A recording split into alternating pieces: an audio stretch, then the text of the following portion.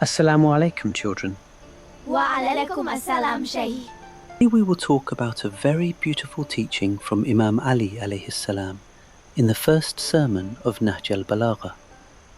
Imam Ali teaches us that no speaker can fully praise Allah, no one can count all His blessings, and no one can fully understand His reality. Then Imam Ali teaches us the path of Tawhid. The beginning of religion is to know Allah. The perfection of knowing Allah is to believe in Him. The perfection of believing in Him is to know He is one. The perfection of knowing He is one is to keep Him pure from every wrong idea. Shaykh, does it mean Allah is one?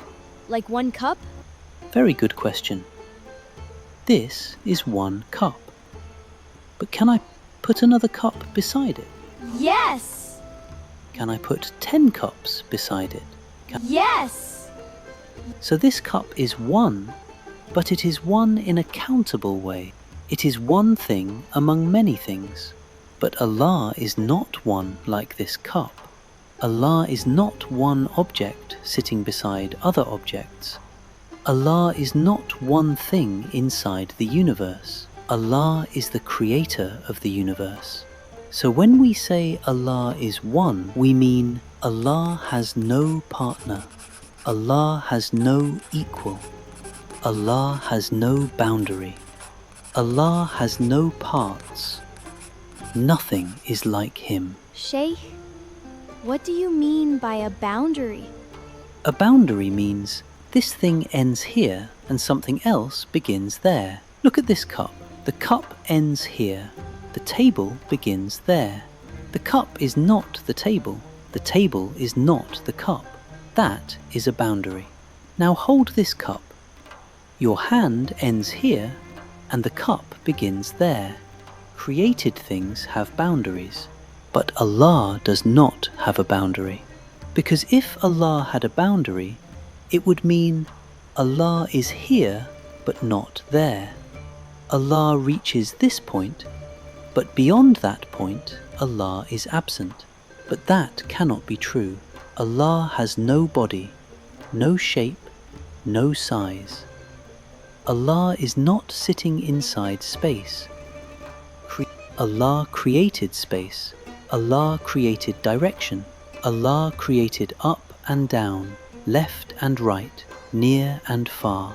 So Allah cannot be trapped inside the things He created. Imam Ali says that whoever points to Allah has limited Him, and whoever limits Him has counted Him.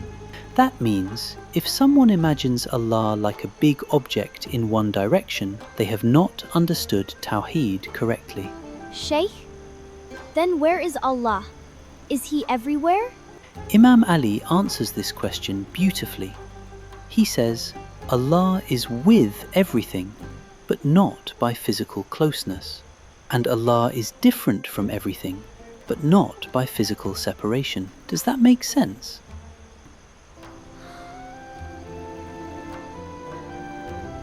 Let me explain. If you sit beside your friend, you are close because your bodies are near each other. But Allah is not close like one body beside another body. Allah is close because everything depends on Him. Your heart beats because Allah gives life. Your eyes see because Allah gives ability. The earth exists because Allah keeps it in existence. The sky exists because Allah created it. So Allah is with everything, not like a body touching another body, but because everything needs Him at every moment. And Allah tells us this in the Quran. Ya ayyuhan nas, antumul fuqara'u ilallah, wallahu huwal ghaniyyul hamid. O humanity, it is you who stand in need of Allah, but Allah alone is the self-sufficient, praiseworthy. Sheikh, I still don't get how everything depends on Allah. Let us use a simple example. Taste the chip. It is salty, right? Now let us ask, Why is the chip salty? Is the chip salty by itself? No. It is salty because salt is on it. Now imagine salty popcorn. Why is the popcorn salty? Because salt is on it. Imagine salty soup. Why is the soup salty? Because salt is in it. So we see many salty things. Chips, popcorn, soup, but all of them are salty because they receive saltiness from salt. The chip is not salt itself. The popcorn is not salt itself. The soup is not salt itself. They have saltiness because of salt. Think about existence. This cup exists. Your body exists. The stars exist. All these things exist, but they do not own existence by themselves. The cup can break. The body can become weak. The stars can change. Now, so all created things are like salty things. Just like salty things point back to salt, existing things point back to the one who gives existence. But none of them is existence itself. They receive existence. So their existence must end in the one who does not receive existence from anyone. That one is Allah.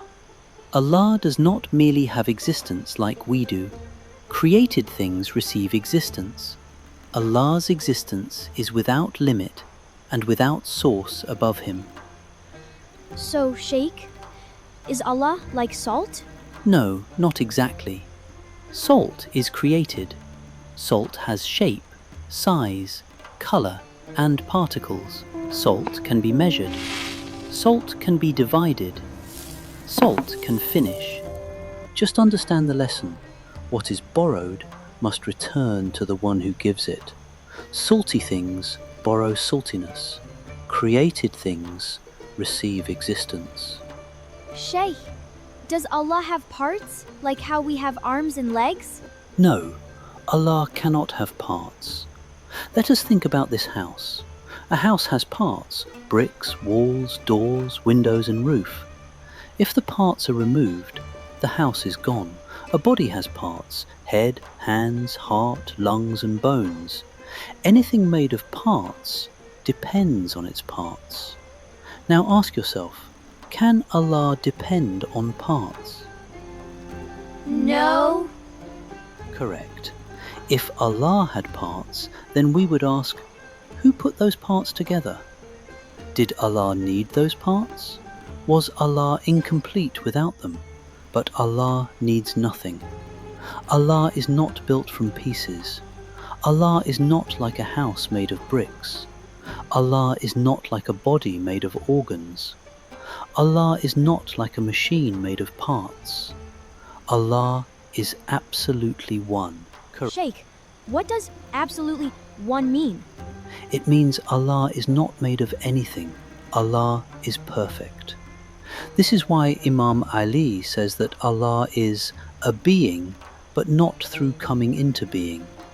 That means Allah exists, but he was not made. Everything else was made: the sun, the moon, the angels, the earth, us. But Allah was not made. Allah always is. Imam Ali says that whoever describes Allah wrongly has joined him with something. Whoever joins him with something has made him two. Whoever makes him two has divided him. Whoever divides him has misunderstood him. Whoever points to him has limited him. Whoever limits him has counted him. This means, do not imagine Allah as a body, shape, object, or something made of parts. Allah is the one who gives existence to every object. But Shaykh, Allah is merciful, so isn't mercy a part of Allah? No. When we say Allah is knowing, powerful, living, and merciful, we do not mean Allah has separate pieces inside him.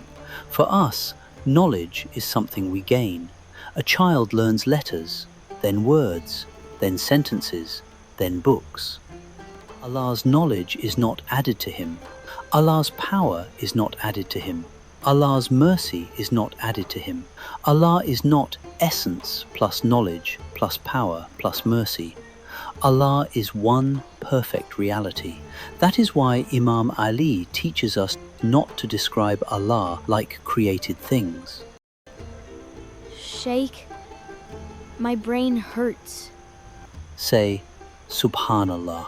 That means Allah is pure and far above every wrong idea.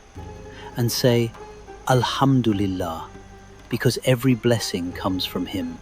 Remember this, just as salty things point back to salt, all existing things point back to Allah, the unlimited source of existence, without boundary, without parts, and without need.